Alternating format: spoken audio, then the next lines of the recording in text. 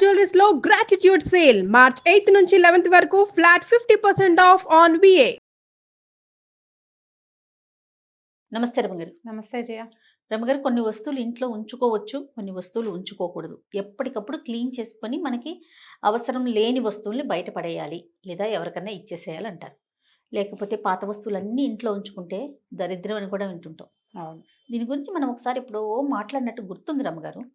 మళ్ళీ కొత్త కొత్త విషయాలు చెప్తారు మీరని చెప్పి మళ్ళీ అడుగుతున్నాను. మీకు ఎలా ఉంటుందంటే ఎనర్జీ మన ఇంట్లో ప్రతి వస్తువు, ప్రతి విషయం, ప్రతి వాళ్ళు, ఈ వాకిలి గోడలు, తలుపులు, గుమ్మాలు, వాకిట్లో ఉండే చెట్లు, గుమ్మానికి కట్టుండే ఎండిపోయిన మామిడాకులు, పచ్చగా ఉన్న ఆకులు, ఎండిపోయిన ఆకులు, ప్రతి దాంట్లోనూ ఎనర్జీయే ఉంటుంది. అయితే పాజిటివ్ ఎనర్జీ లేకపోతే నెగిటివ్ ఎనర్జీ. ఈ ఎనర్జీ వల్ల మన జీవితం బాగుంటుందా బాగుండదా ఇవి డిసైడ్ అవుతూ ఉంటాయి. ప్రతి వస్తువు, ప్రాణం లేని వస్తువు మీద కూడా ఎనర్జీ ఉంటుంది. తప్పకుండా ఉంటుంది. అయితే దాన్ని మన ఇంటిని మనం ఏం చేస్తాం, రెగ్యులర్గా మనం ఒక చోట జీవిస్తున్నాము అంటే దాన్ని శుభ్రంగా ఉంచుకుంటాం. డస్ట్ మైట్స్, దుమ్ము లేకుండా, బుజులు లేకుండా, మురికి లేకుండా హాయిగా ఉండటానికి. ఇప్పుడు ఏదైనా ఇల్లే కదా అని, మన ఇల్లే కదా అని ఇల్లు ఉడుచుకోకుండా ఉంటామా? అలా ఉండలేదు. ఆ దుమ్ములో ధూళిలో ఉంటే ఏమవుతుంది, మనకి మంచి ఆలోచనలు రావు, అన్ని పాజిటివ్ నెగిటివ్ ఐడియాస్ వస్తుంటాయి, అనారోగ్యం వస్తుంది, మొహాలు బ్రైట్గా ఉండవు. మన ఇంటికి ఎవరైనా వస్తే ఎవరి వీళ్ళు ఇలా ఉంది అని మన మీద గుడ్ ఇంప్రెషన్ ఉండదు. అసలు బేసిక్గా మనమే మురిగ్గా ఉండే పరిసరాల్లో ఉండలేము. ఇల్లు చక్కగా శుభ్రంగా తుడుచుకున్న రోజున మనకి ఎట్లా ఉంటుంది, పెద్ద చిక్కు తీసిన ఫీలింగ్ వస్తుంది. అంటే ఎనర్జీ ఉందనే కదా అర్థం. ఏదో పెద్ద విషయం కదా, సింపుల్ విషయం. ఎనర్జీ ఉంది అనగానే వాటికి ఎలా ఉంటుంది ఎనర్జీ అని వచ్చింది నీకు ప్రశ్న. టీవీ ఉంది, దాని నిండా దుమ్ము మరకలుగా ఉన్నాయి, నువ్వు తుడిచేయి, క్లీన్గా హాయిగా అనిపిస్తుంది. ఇప్పుడు ఈ క్లీను హాయి కారణం ఏమిటి? ఎనర్జీ, దాంట్లో ఉన్న పాజిటివ్ ఎనర్జీ. ఏదైనా ఎనర్జీ అంటే బలము, శక్తి కాదు కదా జయ. దానికి వైపు మనం చూసినప్పుడు మన దృష్టికి ఏది ఆంతుందో అదే ఎనర్జీ. చూడాలనిపిస్తుంది. ఎస్, ఎనర్జీ పాజిటివ్గా ఉంది దాంట్లో. మనం ఇల్లు శుభ్రంగా ఉంచుకోవడానికి ప్రధానమైన కారణం ఇది. మురికిగా, దుమ్ముగా, ధూళిగా, పాతగా, చెత్తగా, పాత సామాన్లతోటి నిండి ఉన్న కొట్టు లాంటి ఇంట్లో ఉండే వాళ్ళకి మంచి ఆలోచనలు రావు. అదే నువ్వన్నీ తలుపులు తీసి అన్ని గుమ్మాలు శుభ్రంగా తుడిచి ఇల్లు బాకిలి నీట్గా చేస్తే నీ ఐడియాలజీ మారిపోతుంది. నువ్వెందుకు బాగా తిరిగి వచ్చావు, బట్టలు మురికి, మొహం మురికి, జిడ్డోడుకుంటూ ఉన్నావు, అలాగే పడుకుంటే అసలు నిద్ర పడుతుంది నీకు? అసలు పట్టదు. ఆ బట్టలు తీసి అక్కడ బారేసి ఓ చెంబు నీళ్ళు పోసుకుని ఫ్రెష్గా ఉతికిన గుడ్డ ఒకటి, చిన్నదైనా పాత చిరిగిపోయిందైనా పర్వాలే, పాతది వేసుకుని పడుకుంటే ఉతికిన దాని శుభ్రత మాసిన దానికి ఉండదు కదా. అవును, తేడా ఉందా? దీన్ని అప్లై చేయండి జీవితంలో. ఇదే పెద్ద సైన్స్ కాదమ్మా. అవునవును, ఇందులో పెద్ద సైన్స్ లేదు. ఎవరైనా ఒక పెద్ద మనిషి కూర్చుని నీకు చెప్పాల్సిన పని లేదు. పళ్ళు తోముకోకుండా తినేది, పళ్ళు తోముకుని తినేది ఎలా తేడా నీకు తెలుసు కదా. అవును. ఆ ఒక్క పాయింట్ని మనం లైఫ్లో అన్ని చోట్ల అప్లై చేస్తే చాలా సమస్యలు చిక్కు తీసినట్టు పోతాయి. ఇవి కాకుండా ఏవో పెద్ద పెద్దవి బోల్డ్ ఉంటాయి జయ. జాతకాలు బాగుండక, మన కర్మానుభవం బాగుండక, మన పక్కవాడు సరైన వాడు కాక,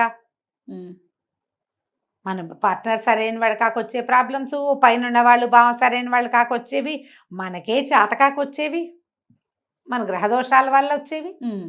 ఇవన్నిటితో పాటు మన మురికి, శుభ్రత లేకపోవటము, మన చెత్త కొంప అది కూడా తోడవటం ఎందుకు? అవును, కనీసం ఇది సెట్ చేసుకుంటే మన పైన ఈ రకరకాలు ఉన్నాయి కదా, వీటిలో కొన్నైనా సర్దుకుంటాయి, కొన్నైనా తగ్గుతాయి. వాటిని తగ్గించుకోవాలంటే ముందు ఇంటి దగ్గర మొదలు పెట్టాలి. మామూలుగా పెద్దవాళ్ళు చెప్తారు, ఇంట గెలిచి రచ్చగలవమంటారు. ఈ ఇల్లు శుభ్రంగా ఉంచండి. మరి పాత వస్తువులను ఏం చేయాలి? చెప్దాం, అది కూడా చెప్తాం. ఇది ఒక పెద్ద పాయింట్. మా ఇంట్లో కూడా మా నాయనమ్మది ఇంత ఇత్తడి కాగుంది జయ, కంచు కాగు, ఒట్టి కాగే ఎత్తలేము, అది గూళ్ళు పడిపోతాయి. అవును, దాంట్లో మంచినీళ్ళు పడితే పళ్ళు బిగబట్టినా ఈ గట్టు మించి ఆ గట్టు మీద చేర్చలేని తెలుసా నేను.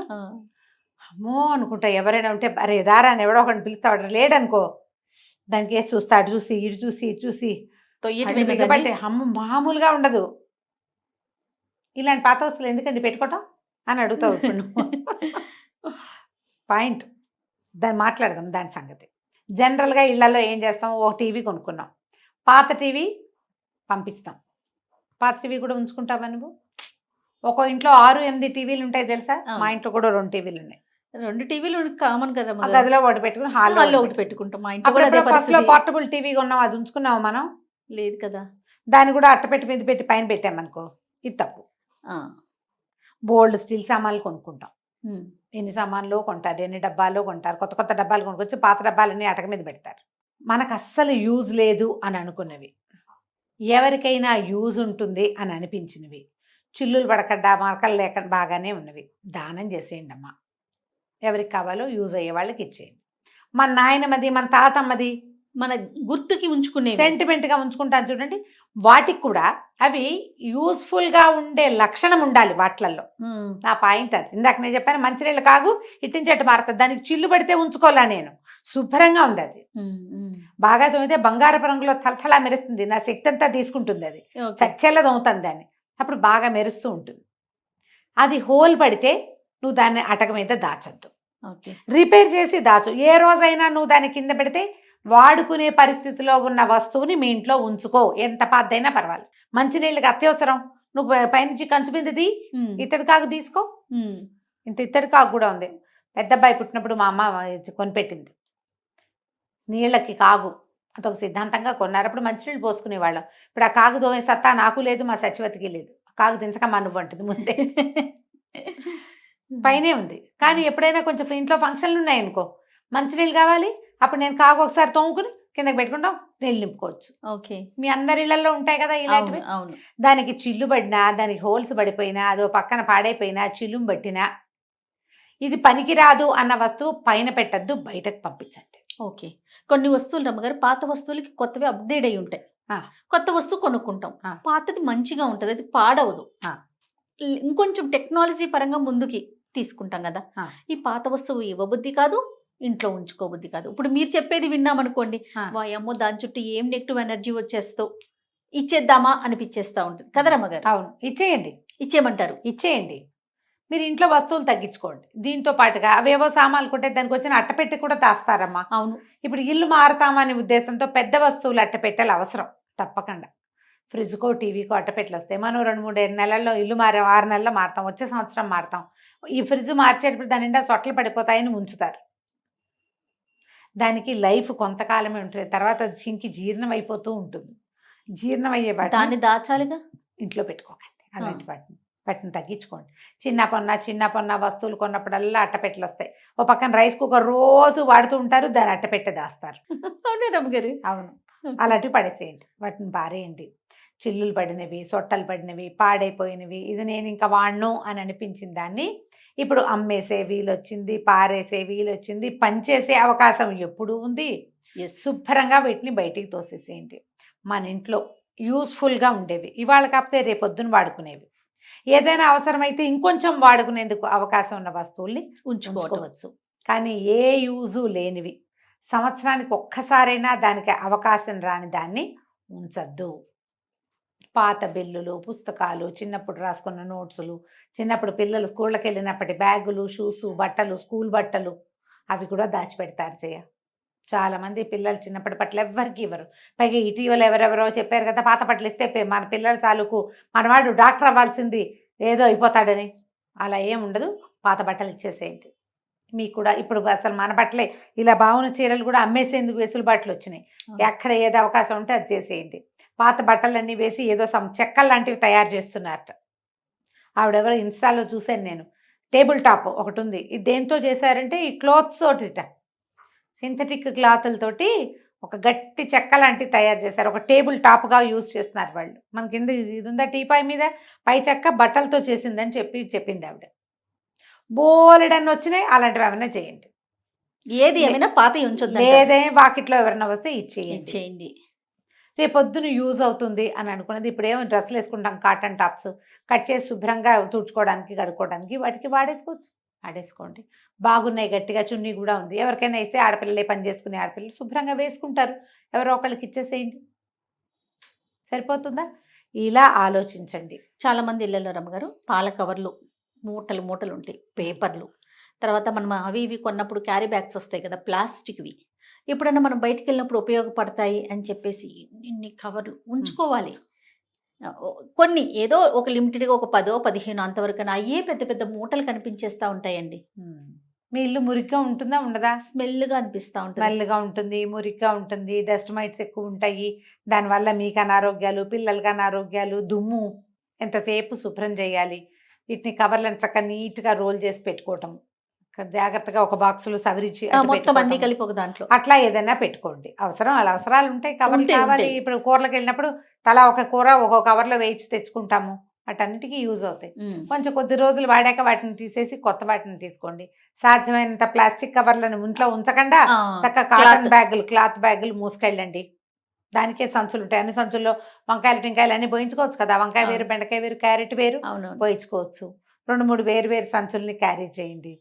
సాధ్యమైనంత దుమ్ము చేరేవి, మురికి చేరేవి, యూజ్ కానివి ఇంట్లో ఉంచుకోవద్దు. దీనివల్ల ఏంటంటే మీకు 2-3 రకాల ఇబ్బందులు ఏమొస్తాయంటే, పిల్లలు తరచుగా అనారోగ్య బారిన పడతారు. మీకు చిన్న చిన్నవి అన్వాంటెడ్ ప్రాబ్లమ్స్ వస్తూ ఉంటాయి.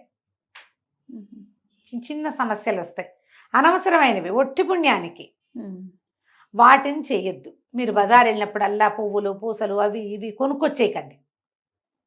ఇంట్లో అలంకరణ సామాగ్రి బాగా కొంటారు జయ, చాలామందికి ఉంటుంది. మరి బజార్లో ఉన్న వాళ్ళంతా ఏం చేయాలంటే, వాళ్ళ కోసం చూస్తే మన కొంప కొల్లేరవుతుంది కదా ఇక్కడ. అవి ఇవి కొనుక్కు రావటం, పెట్టుకోవటం, పాతవి తీసి పారేసి కొత్తవి పెట్టాం, అవి అక్కడే ఉంటాయి, ఇవి కొత్తవి చేరుతూ ఉంటాయి. ఇందులో ప్లాస్టిక్ పువ్వులు, పేపర్లతో చేసినవి, రకరకాలు పిల్లలు తయారు చేసిన బొమ్మలు, పిల్లల ప్రాజెక్టులు, ఏటా పిల్లలు పెరుగుతుంటే పాత వాటిని తగ్గించుకోండి. యూజ్డ్ బ్యాగ్స్, యూజ్డ్ పెన్సిల్ బాక్సులు, అబ్బో ఎన్ని ఉంటాయో జయ, కుప్పలు తెప్పలుగా. ఎవరో ఒకళ్ళకి ఇచ్చేయండి, వాళ్ళు ఇంకోళ్ళకి ఇచ్చేలాగా, ఈ సైకిల్ నడిచేలాగా చేస్తూ ఉంటే సరిపోతుంది. మనకు మోతాదుకు మించి వస్తు భ్రాంతిలోకి వెళ్ళకండి. అసలు ప్రధానమైన సూత్రం ఇది. ఒకటి ఉంటే ఇంకోటి కొనుక్కొచ్చేయద్దు. దీన్ని మ్యాక్సిమం యూటిలిటీ తీసుకున్నాక కొనుక్కోవచ్చు. ఇది 5 ఉంచి ఇంకోటి కొని దీన్ని ఎవరికి ఇవ్వాలి అని ఆలోచించి దాన్ని లోపల పెట్టి దాన్ని సవరించి దాన్ని సర్ది అల్మర్లన్నీ ఆక్యుపై అయ్యి వీటన్నిట్లలో నెగిటివ్ ఫోర్సులు చేరతాయి. అది మీ జీవితం మీద స్వారీ చేసేలాగా చేసుకోవద్దు. అంతే, ఎవరికి వాళ్ళు ఆలోచించుకోండి. ఇన్ని సామాన్లు కావాలా మనకి అని ఆలోచిస్తే బాగా హాయిగా ఉంటుంది. బజార్లో ఉన్నాయి కాబట్టి మనం కొనుక్కోవాల్సిందే అని లేదు. మీ ఇంట్లో పరిస్థితులను ఆలోచించుకోండి. మాకు ఇలాంటివి వస్తున్నాయా అంటే నేను ఎక్కడి నుంచి మార్చుకోవాలి. ఓకే, ఇల్లు సర్దాలి, మొదట తీసేయాలి, ఎప్పటికప్పుడు సర్దేయాలి, బెటర్గా ఉండాలి. మనం ఎప్పుడు దేనికోసం చూస్తాం? బెటర్ లివింగ్ కోసమే చూస్తాం. బెటర్ లివింగ్ అంటే బెటర్గా వస్తువులు తెచ్చుకోవటం కాదు, బెటర్గా మన ఇల్లు అరేంజ్ చేసుకోవటం, ఇది ఖాళీ చేయటం, దీన్ని సరి చేసుకోవటం, ఇక్కడ ఏ నెగిటివ్ ఎనర్జీ లేకుండా చేసుకోవటం. మంచాల కింద అట్లా దుమ్ము పేరుకుపోయి ఉంటుంది, సామాన్లు పెట్టుకుంటాం, వాటింట దుమ్ము ధూళి పాతవి అస్సలు పారేయకుండా, యూజ్ కాదు అనుకున్నది దెబ్బలు కొట్టండి. దేనికైనా పనికొస్తుంది అని ఉంచితే అది మన నెత్తి మీద నెగిటివ్ ఫోర్స్గా తయారవుతుందని ఆలోచించండి. తప్పకుండా రమ్మగారు. నమస్తే. నమస్తే.